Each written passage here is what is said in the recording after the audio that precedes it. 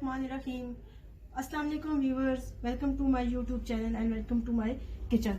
Friends, आज जो मैं रेसिपी आप लोगों के साथ शेयर करने जा रही हूँ वो बहुत ही मज़ेदार और बहुत ही लजीज बनने वाली है। उसके लिए जिन जिन चीज़ों की आपको ज़रूरत है वो मैं आपको साथ साथ बताऊंगी। सबसे पहले मैंने एक पतीला ले लिया, उसको मैंने चूल्हे पे रख के और फ्लेम को मैंने ऑन कर दिया। यहाँ जाएगा सबसे पहले बीफ 1 kg बोन के साथ लेना है आपने। इसके बाद इसमें आपने 3 गिलास पानी के ऐड कर देने हैं। 1 2 3 गिलास पानी के ऐड हो गए व्यूअर्स।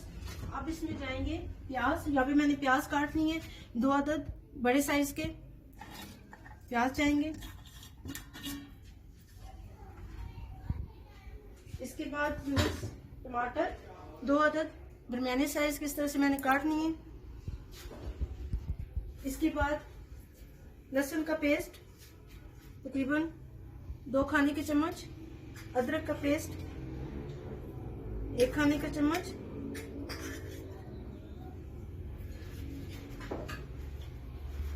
उसके बाद 1 खाने का चम्मच लाल मिर्च का पाउडर। लाल मिर्च का पाउडर मैं कम लेती हूँ व्यूअर्स, क्योंकि ये घर का तैयार होया हुआ है, इसलिए ये थोड़ा तेज है तो मैं कम यूज करती हूँ। 1 खाने का चम्मच लाल मिर्च का पाउडर और 1 खाने का चम्मच सूखा धनिया, 1 खाने का चम्मच नमक। आप हस्बे जायका भी इस्तेमाल कर सकते हैं। नमक तो यहाँ भी व्यूअर्स इसको मैं अच्छी तरह से मिक्स कर लूंगी।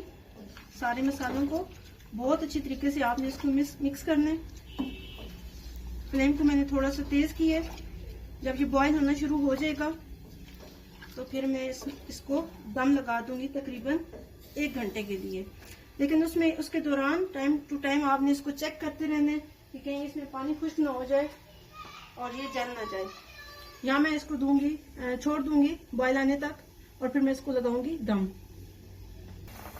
ये देखिए व्यूअर्स, अब मैं फ्लेम थोड़ी स्लो कर दूंगी और अब मैं इसको दम पे रख दूंगी।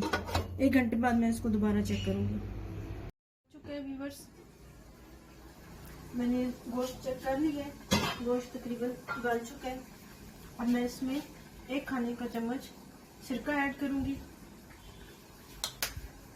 और नींबू का रस 1 खाने का चम्मच,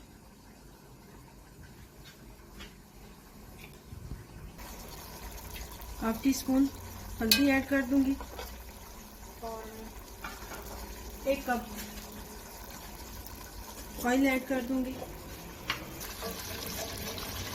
अब व्यूअर्स मैं इसको अच्छी तरीके से भून लूंगी तकरीबन 15 मिनट। 10 मिनट की भुनाई मैंने कर ली है। अब इसमें मैं मेथी डालूंगी। 15 मिनट की भुनाई हो गई है व्यूअर्स।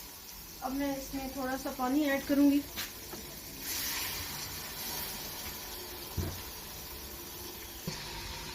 एक खाने का चम्मच गरम मसाला ऐड कर दूंगी।